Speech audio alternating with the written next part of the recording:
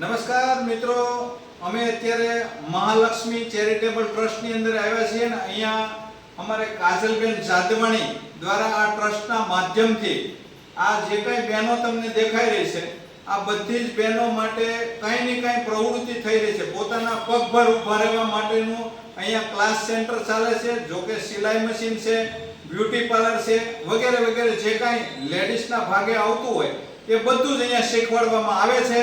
અને આ બધી જ બહેનો 18 વર્ષના ગરીબ લોકોની પણ બહેનો હોય છે અને આ પોતાના ઘર ચલાવવા માટે પગભર થઈ અને પોતાની રીતે મહેનત કરે અને પોતાની રીતે કંઈક બે પૈસા કમાય એના માટે સરસ મજાનું આયોજન અમારે મહાલક્ષ્મી ચેરિટેબલ ટ્રસ્ટ દ્વારા કાજલબેન જાદવાણી દ્વારા થઈ રહ્યું છે. આમાં 2 કલાકની પાળી હોય છે, 10 થી 12, 12 થી 2 અને 2 થી 4, 4 થી 6 વાગ્યા સુધી હોય ને બેન.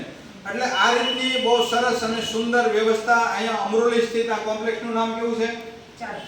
ચાર ભુજા કોમ્પ્લેક્સની અંદર બીજા માળે 5 નંબરની અંદર અત્યારે ચાલુ છે, બરાબર ને? એટલે આ મહાલક્ષ્મી ચેરિટેબલ ટ્રસ્ટ દ્વારા બહુ સરસ કામ થઈ રહ્યું છે.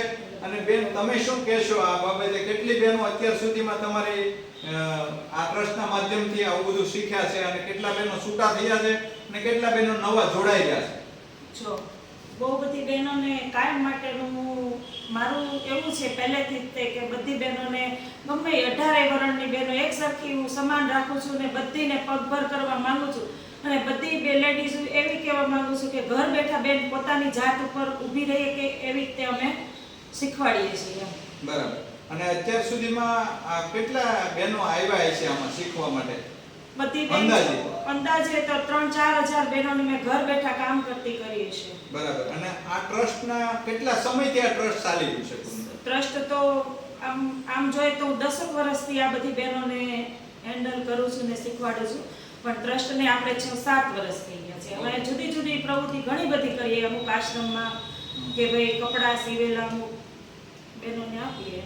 એટલે 10 વર્ષથી આ બેન અમારે કાજલબેન આની સાથે જોડાયેલા છે સેવાકીય પ્રવૃત્તિ સાથે. પણ ટ્રસ્ટની સ્થાપના 6-7 વર્ષ પહેલા થઈ છે અને અત્યારે ટ્રસ્ટના નેજાની છે સરસ આયોજન થઈ રહ્યું છે અને બહુ સરસ બહેનોને અહીંયા કામ શીખવાડવામાં આવે છે. અમે આજે ટ્રસ્ટની મુલાકાત લીધી તો બહુ સરસ રીતે અહીંયા બધી બહેનો કામ કરી બહેનોને આપણે શીખવાડીને હાવ આધાર નિરાધાર બહેનોને આપણે ઘર બેઠા શીખવાડી મશીન પણ આપીએ છીએ. મશીન અમુક બહેનો એવા હોય છે કે સાવ ગરીબ પરિસ્થિતિ હોય જે મશીન પણ ન ખરીદી શકે એને આ ટ્રસ્ટ દ્વારા એને મશીન પ્રોવાઈડ કરવામાં પણ આવે છે. એટલે ખાસ નોંધ લેજો.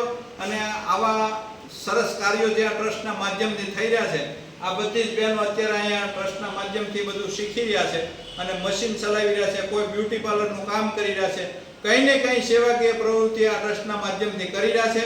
તો આજે અમે આ ટ્રસ્ટની મુલાકાત લીધી અને ખૂબ સરસ કાર્ય થઈ રહ્યું છે. અસ્તુ, ધન્યવાદ. આપ સૌનો ખૂબ ખૂબ આભાર.